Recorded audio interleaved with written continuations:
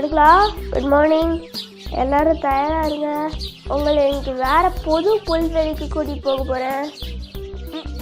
எப்போ பாரு இந்த புல்வெளி அந்த புல்வெளி, இப்படி பார்த்தாலும் புல்லு அப்படி பார்த்தாலும் புல்லு, எப்படி பார்த்தாலும் புல்லு. போர் அடிக்குது. ஒரு நாளாவது டிஃப்ரெண்டா ஒரு காடு, ஒரு மேடு, ஒரு ஆட்டங்கரை அப்படின்ட்டு கூட்டிட்டு போகலாம்ல. டேய், எப்போ சொல்லிட்டு கவனிட்டு அந்த கவனமாக ஃபாலோ பண்ணு, இல்லைன்னா வழி தவறி காட்டுக்குள்ளே போயிடுது. அப்புறம் சிங்கம் ஒன்று பிடிச்சி சாப்பிட்டுடும். அட போயா, வந்துட்டு அட்வைஸ் பண்ண. A few moments later. காட்டை தாண்டி தான் இந்த புல்வெளிக்கு போகணும் போல ஐடியா.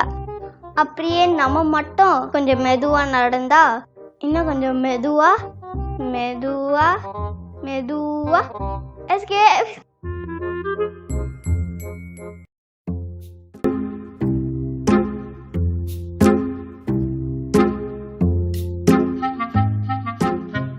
காடு எவ்வளோ அருமையா இருக்குது.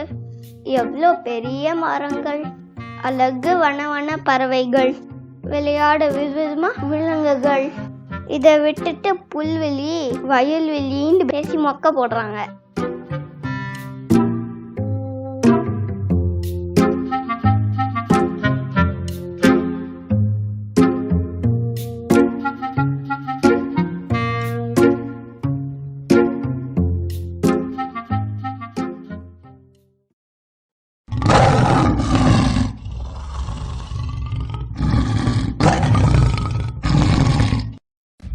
என்னடா அந்த சத்தத்துல மொத்த காடே நடுங்குது.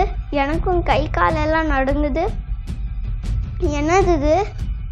ஐயோ, சிங்கம்! அட, இதோ பாருடா நம்ம லக்கு. நம்ம ஆசைப்பட்ட ஆடு நம்மளை தேடி காட்டுக்கு வந்திருக்கு. ஸ்பெஷல் மீல்ஸ் தான். முடியல அந்த ஆடை. ஏசப்பா, நான் முட்டாளா இருந்துட்டேனே. மேப்பரும் மற்ற ஆடுகளும் சொன்னதை கேட்காம வந்து இப்படி சிங்கத்துக்கிட்ட மாட்டிக்கிட்டேனே. என்னை யாராவது காப்பாத்துங்க. இந்த புதக்குறை குதிச்சு தப்பி கொட்டா குட்டியாடு.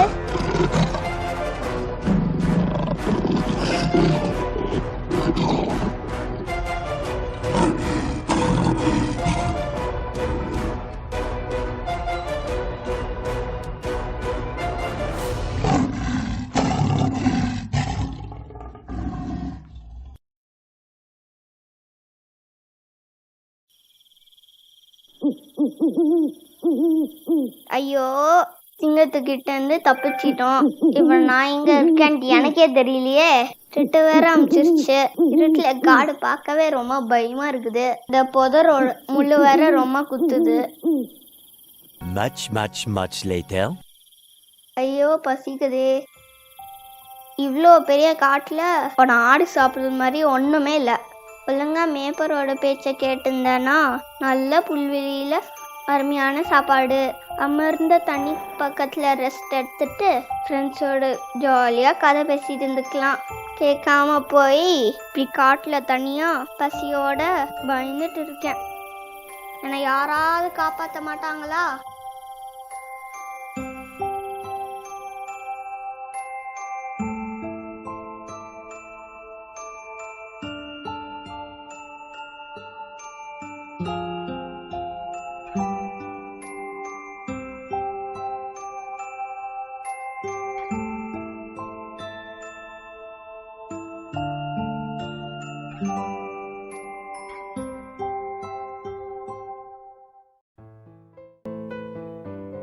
ஒன்று, 2, 3, 4, 5, 95, 96, 97, 98, 99. கணக்கு தப்பா வருது. இன்னும் செக் பண்ணுவோம். 1, 2, 3, 4, 5, 95, 96, 97, 98, 99. ஆத்தி, குட்டியால காணோம். அன்னியும் போய் தேடுவோம்.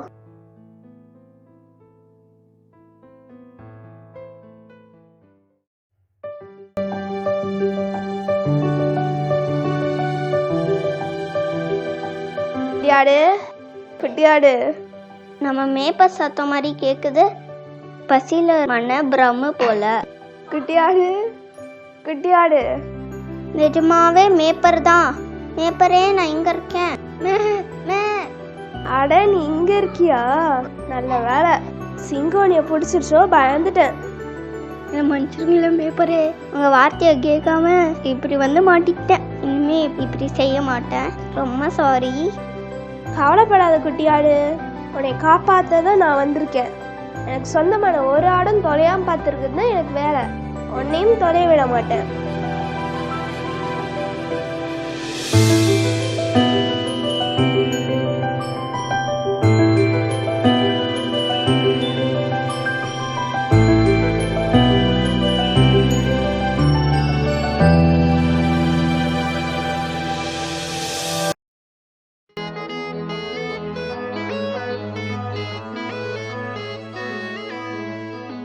நாம் இப்போ ஒரு அருமையான கதையை பார்த்தோம்.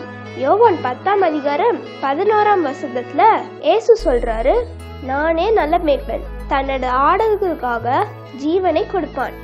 அவர் மேலும் 27ஆம் வசனத்துல, எனது ஆடுகள் என் குரலை கேட்கும், நான் அவற்றை அறிவேன், அவை என்னை பின்தொடரும் அப்படின்னும் சொல்றாரு.